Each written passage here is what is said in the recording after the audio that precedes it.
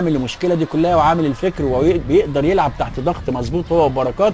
وادي على طول انيس بالجولبان. انيس هتدي لمين؟ اوه هدف! اوه هدف هدف هدف من عماد متعب. لسه بقول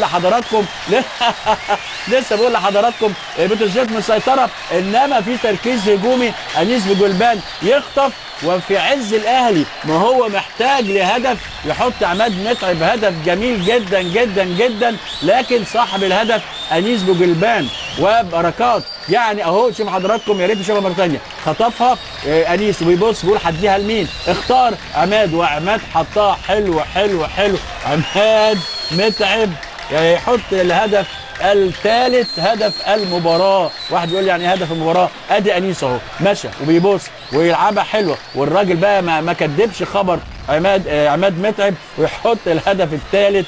عاوزين نشوف مستر جوزيه على الدكه.